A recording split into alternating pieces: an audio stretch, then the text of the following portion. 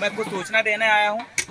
मेरे पास है डायरी और इधर लगभग आपके परासिया जो ब्लॉक है, इधर परासिया ब्लॉक में बहुत सारी समस्याएं चल रही है। तो उसी समस्या को लेकर हम परासिया में एक बहुत बड़ा आंदोलन करने वाले हैं, जिसमें से आप तमाम मातृशक्तियाँ, युवा शक्ति, हमारे बुजुर्ग और हमारे आज के जो मुख्य अतिथिगण यहाँ पर बैठे हुए हैं, इनके माध्यम से, इनके सपोर्ट से आपके बिछुआ पठार और इधर कुछ क्षेत्र है जहाँ पर कोयला के नाम पर जेपी जो ग्रुप चलता है कोयला खदान का, और गुप्ता ब्रदर्स जो कोयला खदान के नाम पर आदिवासियों की जमीन को बहुत कम कीमत में लूट रहे हैं। मैं लूटना इसलिए बोलूँगा उसको क्योंकि इन लोगों ने इससे पहले भी जो जेपी जो ग्रुप है उन्होंने जमीन अधिग्रहण करी आदिवासियों को, उसके बाद उनको मुआवजा नहीं दिया।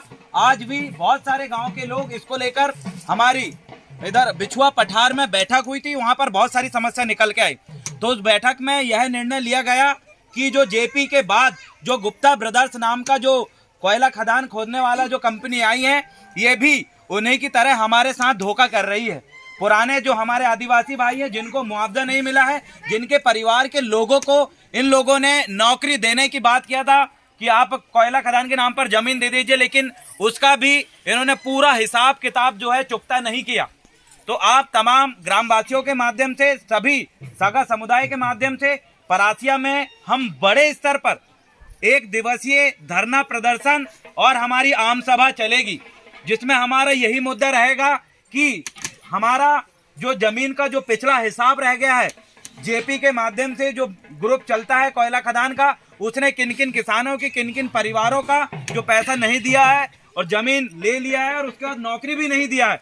ये तमाम प्रकार की समस्या को लेकर हम परासिया में जो जीएम कार्यालय है कोयला खदान का, जो मुखिया जो होता है, अधिकारी होता है, उनके कार्यालय में हम ज्ञापन देंगे और उसके बाद परासिया के जो तहसीलदार महोदय हैं उनको भी हम ज्ञापन देंगे और उनको हम ये चेतावनी देंगे कि हमारे जिन लोगों की जमीन को हड़पा गया है और वहाँ काम चालू हो चुका है, उनका हिसाब किताब चुकता कीजिए। उसके बाद अपना डेरा डंकर उठा के परासिया ब्लॉक से पूरी कोयला खदान निकाल लीजिए।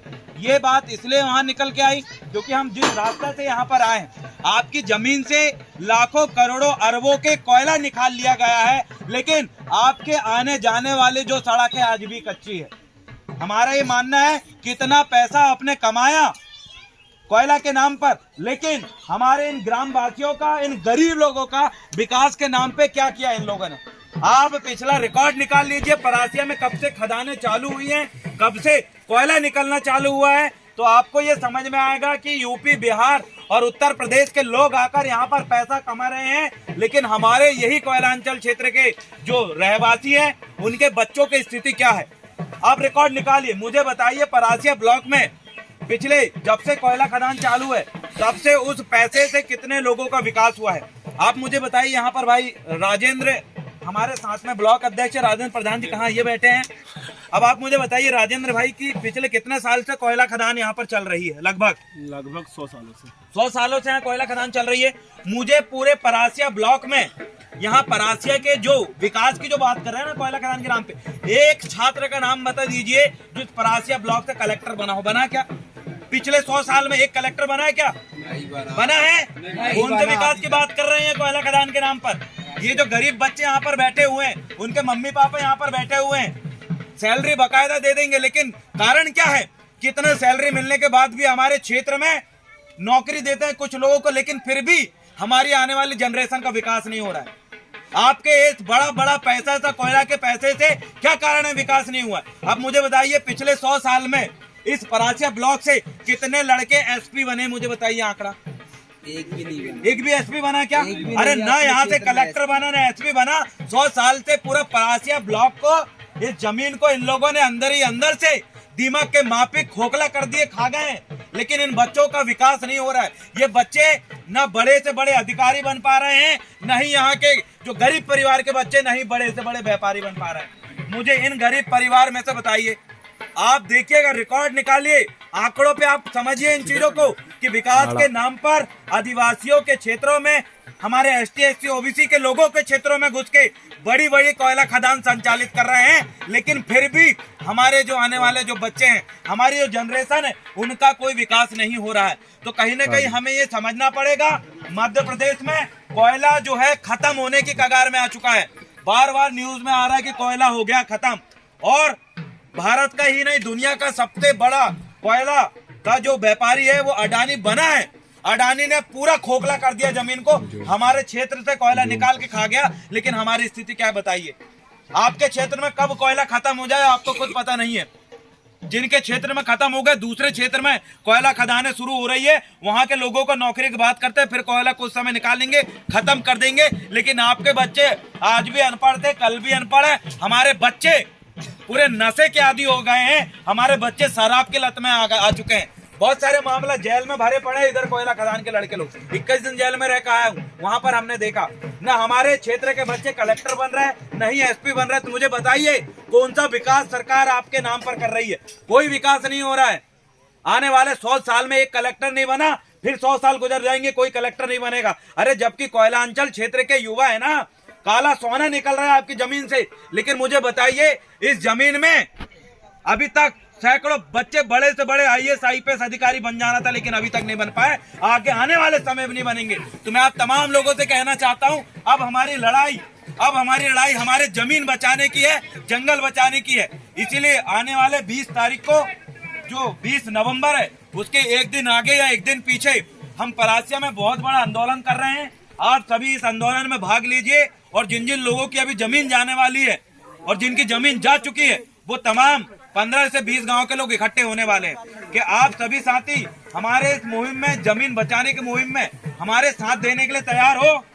बड़ा पेंता और पेंता आज की इसी तारीख को हम आंदोलन की अपनी रूपरेखा बनाने के लिए आप साथी इकट्ठे बैठे, और मेरा आपसे यही आग्रह है कि आज हम एक तारीख डिसाइड करते हैं। उस तारीख को हम छिंदवाड़ा से भी और परासी से भी भारी से भारी मात्रा में युवा साथी इकट्ठे होके अपनी जमीन को बचाने की लड़ाई लड़ेंगे। नहीं तो कोयला के नाम पर हमारी जमीन को अंदर ही अंदर खोखला कर दे रहा। पास में आओ। और सबसे बड़ी बात यह है, जितने लोगों ने आपके क्षेत्रों में कोयला खदान संचालित करे हैं, इन लोगों ने विदेशों में अपनी जमीन लेकर रखे हैं।